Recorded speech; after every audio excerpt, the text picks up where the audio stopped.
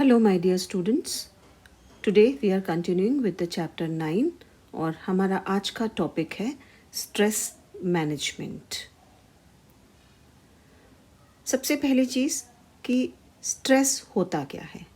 Stress किसी भी चीज़ का अननेसेसरी दबाव या ऐसा कोई भी फैक्टर जो आपको परेशान कर रहा है, ऐसी कोई भी चीज़ जो आपको सोने नहीं दे रही है, ऐसी कोई भी चीज़ जिससे आप रात दिन सोच रहे हैं, ऐसी कोई भी चीज़ जो आपके बॉडी में बीमारी पैदा कर रही है, ऐसी कोई भी चीज़ जिससे आपको थकान हो रही है, ऐसी कोई भी चीज़ जो आपकी हेल्थ को धीरे धीरे डाउन करती जा रही है, ये किसी भी तरह के जो परेशानी करने वाली चीज़ें हैं, आपको कंफर्ट जोन में न रखने वाली चीज़ें हैं, ऐसे चीज़ को हम स्ट्रेस बुलाते हैं।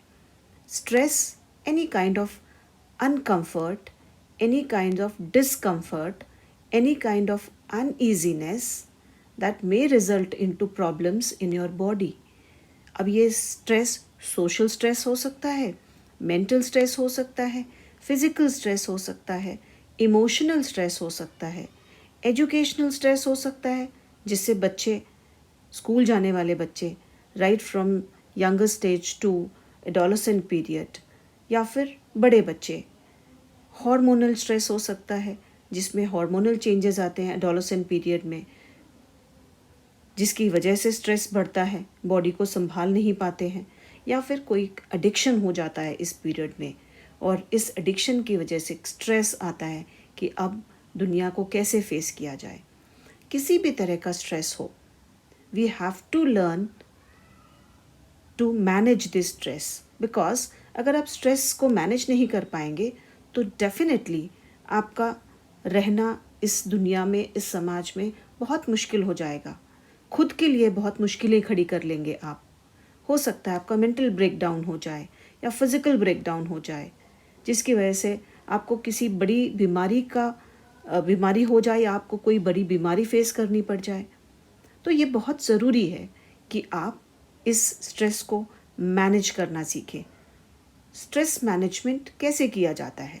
सबसे बड़ी समस्या एक बच्चों के सामने ये आती है या किसी भी व्यक्ति के सामने ये आती है कि इस स्ट्रेस को कैसे कम किया जाए, कैसे हम इन प्रॉब्लम्स के साथ में डील करें, किस तरीके से हम इन प्रॉब्लम से बाहर निकलें, हम कैसे, ये तो इम्पॉसिबल है मैम, ये तो पॉसिबल ही नहीं है, हम स्ट्रेस को कैसे कम कर सकते हैं? नहीं बच्चों, स्ट्रेस को हम कम कर सकते हैं। बहुत सारे तरीके हैं स्ट्रेस को कम करने के, और ऐसा नहीं है कि आप ही लोग स्ट्रेस के साथ में जूझ रहे हैं। पूरी दुनिया, पूरा समाज, पूरे व्यक्ति, हर इंडिविजुअल, हर एज ग्रुप का इंडिविजुअल स्ट्रेस से जूझता है। बट स्ट्रेस का तरीका अलग अलग होता है, क्योंकि परेशानियां अलग अलग होती हैं और हर परेशानी में स्ट्रेस आता ही है। तो ये बहुत इम्पॉर्टेंट है कि अगर हमको ज़िंदगी एक बहुत सही तरीके से जीनी है, बहुत अच्छे तरीके से जीनी है, एक खुशहाल ज़िंदगी जीनी है, तो सबसे पहली चीज़ है हमको अपनी ज़िंदगी से इस स्ट्रेस को हटाना है, इस स्ट्रेस को ख़त्म करना है। और उसके लिए सबसे इम्पॉर्टेंट चीज़ है स्ट्रेस मैनेजमेंट को सीखना। स्ट्रेस मैनेजमेंट, अब सबसे फर्स्ट थिंग कि आप लोगों ने कई बार ज़ोर ज़ोर से सवेरे सवेरे हंसने की आवाज़ें सुनी होंगी। तो ये लोग कहाँ पे हंसते हैं और हंस के करते क्या हैं? ये एक तरह का स्ट्रेस मैनेजमेंट है, एक स्ट्रेस को कम करने का तरीका है, जहाँ पे बहुत सारे लोग एक जगह पे इकट्ठे हो जाते हैं और बस ज़ोर ज़ोर से हंसते हैं। हंसने के लिए कोई कारण की ज़रूरत नहीं है। एक बार आप हंसना शुरुआत करिए, अपने आप हंसते चले जाएंगे। और यही चीज़ है जिसने स्ट्रेस को बहुत लेवल पे कम किया है। Laughing is a good exercise. It relieves you from all the kind of mental and physical pain. इस स्ट्रेस को रिलीव करने के लिए क्लब्स बनाए गए हैं। There are laughing clubs, and laughing club से you can relieve your pain, या आपका स्ट्रेस कम होता है। तो अगर ग्रुप में नहीं हंस सकते, आप घर में हंसिए। छोटी छोटी चीज़ों में आप खुशियाँ ढूंढिए। छोटी छोटी चीज़ों में आप खुश रहना सीखिए ताकि आपका स्ट्रेस कम हो सके। अपने फैमिली ग्रुप में, अपने फ्रेंड में, अकेले में, किसी भी तरीके से आप स्ट्रेस को कम करने की कोशिश करिए। हॉबीज़ बहुत इम्पॉर्टेंट है कि आप अपने आप को बिज़ी रखें ताकि आप खाली ना रह सकें। बिकॉज कहते हैं ना, खाली दिमाग शैतान का दिमाग होता है। तो बहुत ज़रूरी है कि आप अपने आप को पूरी तरह से बिज़ी रखिए। या तो सिंगिंग करिए, आपके जो भी हॉबीज़ हैं आप ढूंढ के निकालिए कि आप में कौन सी कला है जो छुपी हुई है, कौन सी ऐसी चीज़ है जो आप अपने आप को ग्रूम करने के लिए उसको यूज़ कर सकते हैं। आप सिंगर बन सकते हैं, आप डांसर बन सकते हैं, आप गिटारिस्ट बन सकते हैं, आप म्यूजिशियंस बन सकते हैं, आप डांसर बन सकते हैं, आप कोचिंग कर सकते हैं किसी को। अगर आपको खुद नहीं करना है तो आप कोचिंग करिए, किसी को गिटार सिखाइए, सिंगिंग सिखाइए, पेंटिंग सिखाइए, या किसी भी तरह की और कला, जितनी भी कलाएं हैं आप अपने अंदर से उन कलाओं को ढूंढ के निकालिए और अपने आप को बिज़ी रखने की कोशिश करिए ताकि आपका स्ट्रेस ऑटोमेटिकली कम हो जाएगा। जब आप खाली नहीं होंगे तो आपके दिमाग में किसी तरह की चीज़ें नहीं आएंगी और जिससे आप अपने आप को हल्का महसूस करेंगे। दूसरी चीज़ है एक्सरसाइज। एक्सरसाइज करिए ताकि आपकी बॉडी फिट एंड फाइन रह सके, और जब बॉडी फिट एंड फाइन रहती है तो आपको एक अलग तरह का कॉन्फिडेंस अंदर आता है, और इस कॉन्फिडेंस के बलबूते पे आपका स्ट्रेस ऑटोमेटिक कम हो जाते हैं। अच्छा दिखना ज़रूरी नहीं है, बट अच्छा फील करना बहुत इम्पॉर्टेंट है। जब आप अच्छा फील करते हो तो वो जो अंदर से खुशी आपके चेहरे पे झलकती है, that makes you beautiful. Beauty lies in the eyes of beholder. ज़रूरी नहीं है कि आपको कुदरत से सुंदरता मिली हो, आप अपने आप को सुंदर महसूस कर सकते हो, अपने आप को सुंदर बना सकते हो with your exercise, with your yogas, so that you can develop your body and your mind, जिससे आप अपने आप में कॉन्फिडेंस पाएंगे एक तरह का, and it will improve your discipline. एक इंटरैक्टिव टेंडेंसी बढ़ेगी, यूनिटी की टेंडेंसी बढ़ेगी, आपका अकेलापन दूर हो जाएगा। अकेलापन एक बहुत बड़ी समस्या है। अगर आप अपने आप को अकेला कर लेते हो, वो किसी भी तरह के एडिक्शन की वजह भी हो सकता है। मोबाइल एडिक्शंस हैं, टीवी एडिक्शंस हैं, बुक एडिक्शंस हैं, या फिर it can be your game addictions हैं, सिगरेट, स्मोकिंग, अल्कोहल। किसी भी तरह का एडिक्शन आपको रिस्ट्रिक्ट करता है अकेलेपन में, अकेला रहने के लिए, क्योंकि आप कंफर्ट नहीं फील करते, आप उस कंफर्ट जोन से बाहर नहीं आना चाहते हो, आप किसी के साथ मिक्स नहीं होना चाहते हो, and that result into stress. तो स्ट्रेस को कम करना है तो सबसे बड़ी बात है आप कम्युनिकेशन करना सीखिए। आप किसी के साथ भी, जिसके साथ भी आप कंफर्ट फील करते हैं, आपके फ्रेंड्स हैं, आपका पीयर ग्रुप है, दैट मीन्स आपके क्लासमेट्स हैं, आपके कज़न्स हैं, टीचर्स हैं, पेरेंट्स हैं, ब्रदर है, सिस्टर है, किसी के साथ भी आप अपनी किसी भी समस्या को, किसी भी प्रॉब्लम्स को उसके साथ शेयर करिए ताकि आपका स्ट्रेस कम हो सके। बिकॉज बहुत सारे लोग आपको बहुत सारे अच्छे एडवाइस दे सकते हैं, और हो सकता है उनमें से कोई एडवाइस ऐसा हो जो काम कर जाए और आपका स्ट्रेस कम हो सके। स्ट्रेस, स्पेशली एजुकेशनल स्ट्रेस, सबसे इम्पॉर्टेंट है टाइम मैनेजमेंट। वो स्ट्रेस कब आता है? जब आप अपनी पूरी तरह से अपने टाइम को सिर्फ बहा देते हैं। You kill your time, you waste your time, और बाद में जब एग्ज़ाम्स नियर बाय आ जाते हैं तब आपका स्ट्रेस बढ़ना शुरू हो जाता है, बिकॉज आपने टाइम का मैनेजमेंट प्रॉपर नहीं किया है। तो it is very very important कि आप अपने टाइम को पूरी तरह से मैनेज करें। टाइम मैनेजमेंट को आप डिवाइड करें अच्छे से, अपने टाइम को, अपने पढ़ाई का, अपने खेलने का, अपनी हर चीज़ का एक फिक्स शेड्यूल करें। हो सकता है कि वो शेड्यूल एकदम प्रॉपर नहीं हो, 2+2 4 नहीं करना है हमको। We don't have to play mathematics here.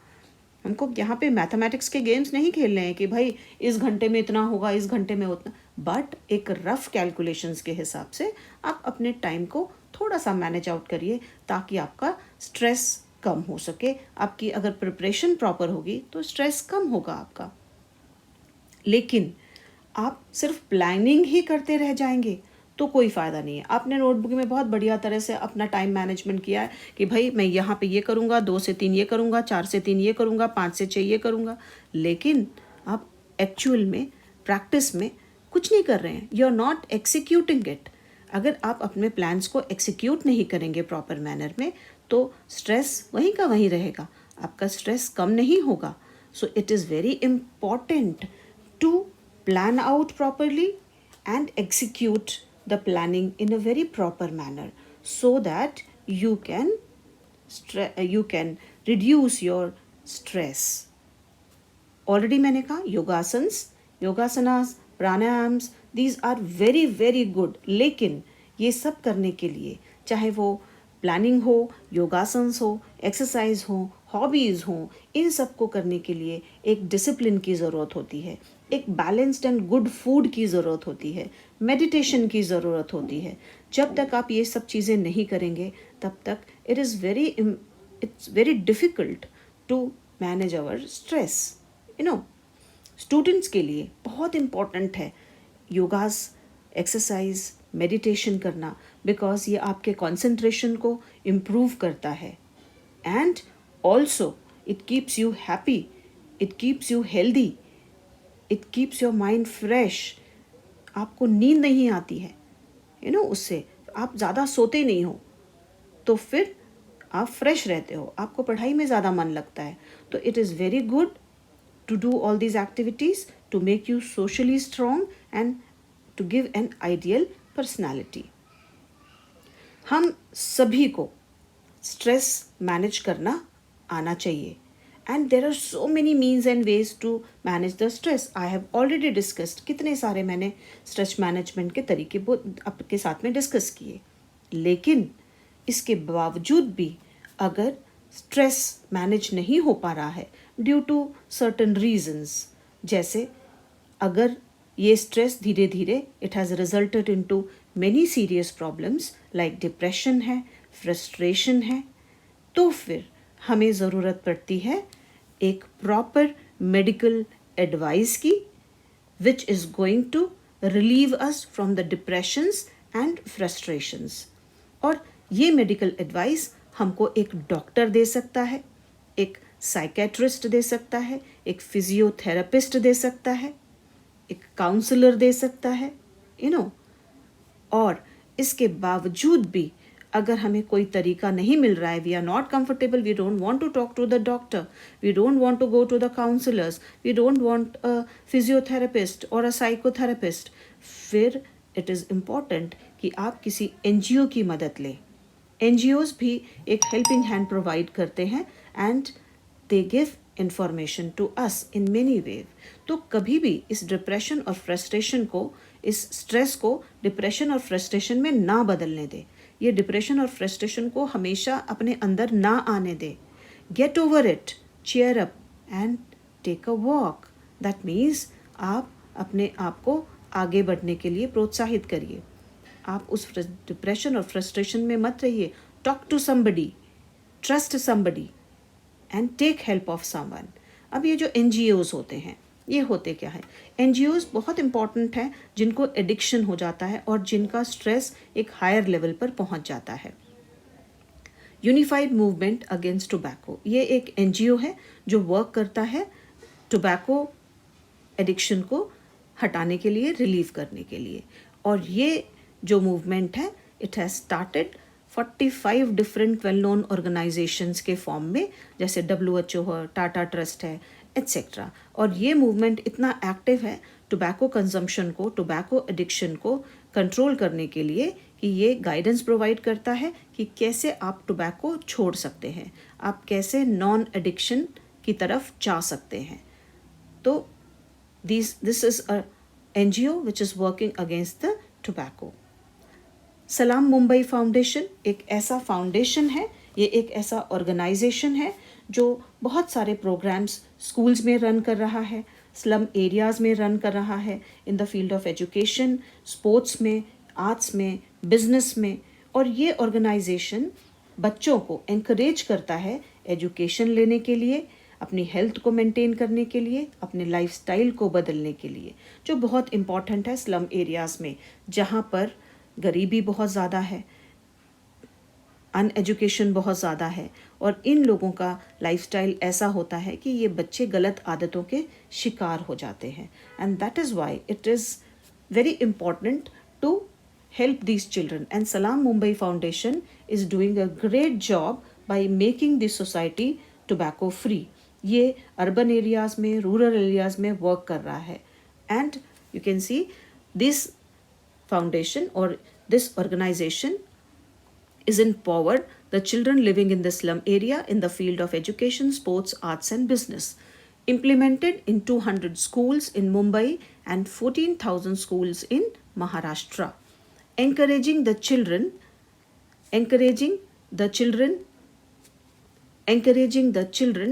to take education by helping them to improve health and lifestyle. Made some district in Maharashtra tobacco free, already उन्होंने किए हुए हैं. It is working since 2002 for making society tobacco free. The oath of freedom from tobacco is taken in every school. Government schemes which are ready to help the people. There are various phone numbers, helpline numbers that are published in newspapers to help the children in distress or facing any type of problems. Children can narrate the problems and proper help and guidelines are offered to the children by the different government schemes.